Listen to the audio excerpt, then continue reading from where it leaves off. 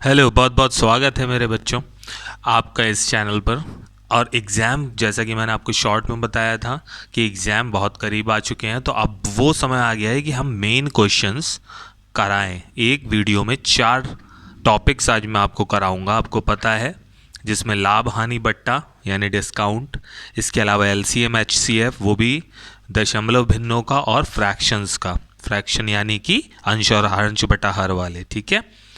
उसके अलावा मैं आपको क्या कराऊंगा, टिग्नोमेट्री। जिन लोगों ने मैथ साइड नहीं ली है उनको टिग्नोमेट्री में प्रॉब्लम आती है, तो जो क्वेश्चन एग्जाम में आए हैं उनको वैल्यू पुट मेथड से हम कैसे कर सकते हैं ये मैं आपको सिखा दूंगा आज, ठीक है। तो चलिए वीडियो को शुरू करते हैं। शुरू करने से पहले आप लोगों को बहुत बहुत धन्यवाद।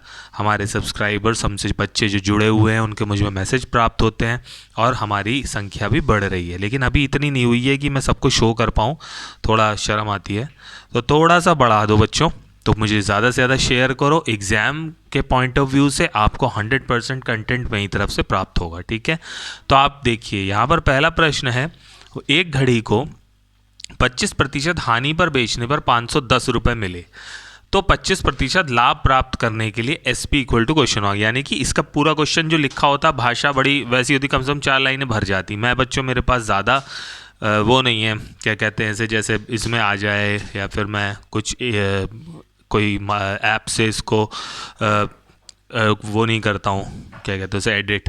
मैं सीधा सीधा वीडियो बनाता हूँ बच्चों, जैसा मैं पढ़ाता हूँ आपके सामने आ जाता है, ठीक है। और मेरा पढ़ाने का ढंग भी आप लोगों को पता ही है बच्चों, सिंपल होता है जो कि आपको समझ में आए। तो मेरे पास ऐसी कोई भी सुविधा इतनी नहीं है कि मैं उसको वो करूं, तो इसलिए मैं थोड़ा छोटे में सवाल लिखता हूं, लेकिन भाषा इनकी थोड़ी सी वैसी आती है कि एक घड़ी को 25% हानि पर बेचने से 510 रुपये मिले, तथा तो बताओ 25% लाभ प्राप्त करने के लिए विक्रय मूल्य क्या होगा। बस उसको मैंने एसपी लिख दिया, थोड़ा छोटा करके लिख दिया, ठीक है। तो चलते हैं सवाल पर। देखो बच्चों, जो भी सवाल आते हैं लाभ हानि प्रतिशत के, ठीक है, उसमें सबसे पहली बात ये होती है कि अगर आपके पास कोई विक्रय मूल्य सीपी नहीं दे रखा है, तो हमेशा आपका सीपी क्या रहेगा, सीपी भाई जो भी होगा वो अपने आप में 100% होता है ना, तो वो आप मान लोगे 100%। इतनी बात समझ में आ गई, यानी कि क्रय मूल्य आप हमेशा क्या मानोगे बच्चों, 100%। अब आपको दोनों तरफ ये देखिए, आप पहले क्या हो रहा है यहाँ पर, 25% हानि या 25% लाभ। तो अगर हम 25% हानि करें और इधर को हम लाभ लिखें, तो यहाँ पर 25% हानि मतलब कम हो रहा है, यानी यहाँ पे 100 में से 25 गए तो कितना आ जाएगा, 75%। और लाभ हो रहा है तो 125% आ जाएगा, सिंपल, ठीक है। यूनिटरी मेथड तो आपने पढ़ा है ना, कि अगर 5 आम 20 रुपए के हैं तो 8 आम कितने के होंगे, तो आपको तुरंत के तुरंत क्या करना पड़ता है, 5 आम 20 रुपए के, तो 1 आम 20/5। तो वही चीज़ यहाँ पे होती है यूनिटरी मेथड। अब 25% हानि पर उसे कितने रुपए मिल रहे हैं, 510 रुपये मिल रहे हैं, है ना। तो यहाँ पर आपसे क्वेश्चन पूछा है, सिंपल, 75% पर 510 मिल रहे, तो 1% पर कितना मिलेगा, 510/75। और फिर 125 का निकालना है, तो उसमें 125 की हम क्या कर देंगे, गुणा कर देंगे। कोई परेशानी बच्चों, कोई परेशानी नहीं होनी चाहिए, सिंपली आप इसको माइनस कर सकते हैं।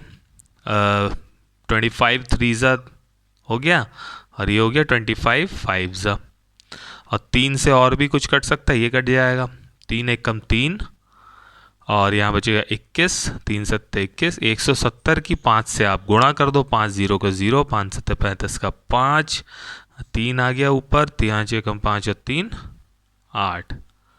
तो आपको पता लग गया कि 25% अगर उसे लाभ होगा तो उसका विक्रय मूल्य कितना होगा बच्चों, 850 रुपये। यूनिटरी मेथड आपका अप्लाई होगा इसमें।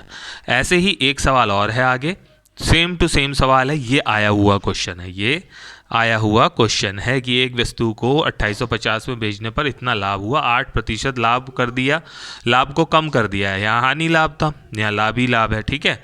तो यहाँ पर आप फिर से 100 माना आपने, 100% सीपी, तो अगर 14% हुआ तो कितना हो गया, 114% हो गया, और 8% हुआ तो कितना हो गया, 108% हो गया। 114% पे उसे कितने रुपए में कर रहा था वो, 2850 में।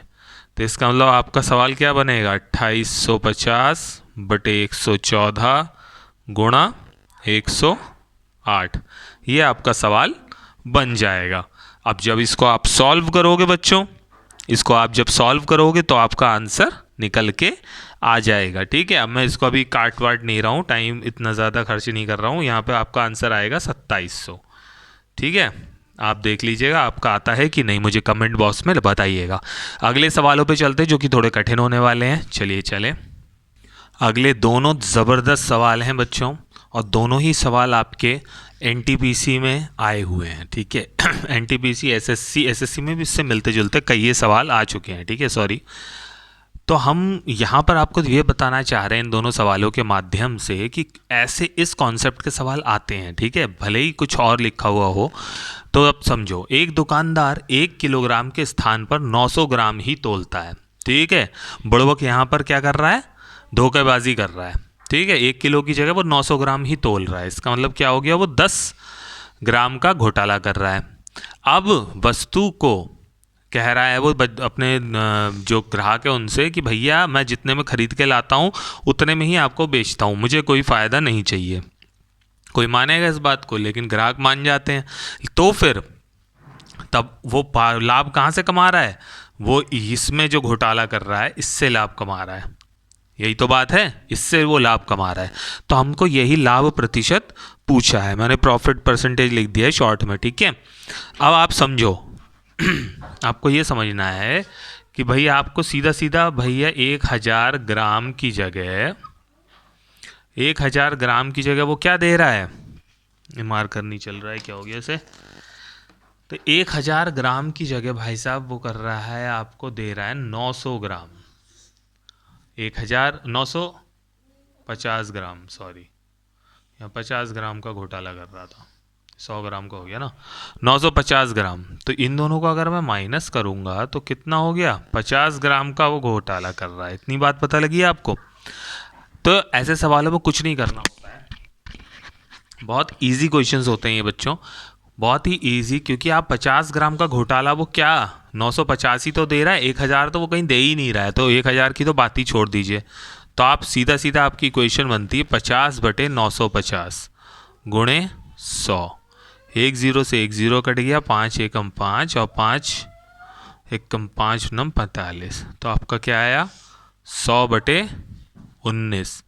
इसको और आप सॉल्व करेंगे बच्चों तो आपका क्या आएगा 5 सही 5 बटा 19%। ये उसका लाभ का परसेंटेज आ गया आपके सामने। ठीक है, बहुत इजी कॉन्सेप्ट है। जो वो गड़बड़ी कर रहा है उसको माइनस करिए और उससे छोटे वाली जो स्मॉल होती है, स्मॉल जो क्वांटिटी है यानी कि जिस पर वो धोखेबाजी कर रहा है वो आप नीचे रख दीजिए और 100 से गुणा कर दीजिए। दूसरा कॉन्सेप्ट देखिए आप, एक दुकानदार सामान खरीदते समय 10% तथा बेचते समय 10% की गड़बड़ करता है, तो लाभ प्रतिशत बताइए। अब ऐसे सवालों पे जहां पर आपको सिर्फ 2% दे रखे हैं, इसके अलावा कोई डाटा नहीं दे रखा है, तो आपको एक फॉर्मूला उसको रखना है वहां पर। ये हो जाता है x और ये हो जाता है y। x और y हो जाते हैं ये दोनों, और फॉर्मूला मैं आपको बता रहा हूं, इसको अच्छे से अपने दिमाग में बिठा लीजिएगा। ठीक है, फॉर्मूला है x गुणा y plus x plus Y upon 100। ये आपका फॉर्मूला रहेगा और इसी फॉर्मूले पे आपका ये सवाल निकलेंगे। ठीक है, सॉरी यहाँ पर थोड़ा सा गड़बड़ हो गया, यहाँ पर प्लस है और यहाँ पर मल्टीप्लाई है। ठीक है, इस चीज़ को ध्यान रखिएगा, x plus Y plus X Y upon 100। अब इसमें आप इसको रख के देख लीजिए, सिंपली आपका निकल आएगा 10 प्लस 10 प्लस 10 और 10 की अगर आप गुणा करेंगे तो यहाँ 100 आ जाएगा बटे 100। तो यहाँ पर कितना आएगा 20 प्लस 1 बराबर 21%। आपका आंसर आ जाएगा लाभ का प्रतिशत। समझ में आया बच्चों, जहाँ आपको सिर्फ 2% दे रखे हैं और कुछ नहीं दे रखा है तो आपको ये फॉर्मूला याद कर लीजिए, ये फॉर्मूला आपको आएगा। ठीक है, ये हो गए। अब सवाल आपको अच्छे लग रहे होंगे, ज़बरदस्त सवाल थे। प्लीज़ सब्सक्राइब और लाइक का बटन दबाना मत भूलना बच्चों, क्योंकि मेहनत कर रहे हैं आपके सर आप लोगों के लिए। आज समझिए मैं ये रात के समय में आपके सामने ये वीडियो बना रहा हूँ और तभी आपको लाइट दिख रही होगी। रॉड लगा रखी है मैंने नीचे। चलो नेक्स्ट सवाल पे चलते हैं। दोस्तों आपके सामने मैं एलसीएम और एचसीएफ लेके आया हूँ। बहुत ही इंपॉर्टेंट है। अगर आपको दशमलव में दे रखा है, बहुत से बच्चों को पता होगा, जो लोगों को नहीं पता उनके लिए मैं बता रहा हूँ। पहले तो आप दशमलव के बाद भिन्न यहाँ देखिए कितने, यहाँ 2 हैं, यहाँ 2 हैं, यहाँ 2 हैं, यहाँ पर 1 ही है, तो इसको सही कर लीजिए। जहाँ पर 1 है वहाँ पर एक 0 बढ़ा लीजिए। पहली बात समझ में आ गई। दूसरी बात, जब आप एलसीएम लोगे तो अभी आप पॉइंट नहीं देखोगे, सीधा सीधा लिख लोगे, ठीक है, सीधा सीधा आप लिख लोगे पॉइंट के बिना, और उसका आप एलसीएम लेते हुए चले जाओगे, ठीक है। अब आप जब एलसीएम लेते हुए चले जाओगे, अब मैं टाइम हमारा वेस्ट होगा इसलिए मैं इसको एलसीएम लेके नहीं दिखा रहा हूँ, तो आपको यहाँ पे आ जाएगा 97920। अब आपका पॉइंट कहाँ था, 2 के बाद था, तो यहाँ 2 के बाद आप पॉइंट लगा दोगे और ये आपका आंसर मिल जाएगा आपको। कोई प्रॉब्लम बच्चों, इजी है।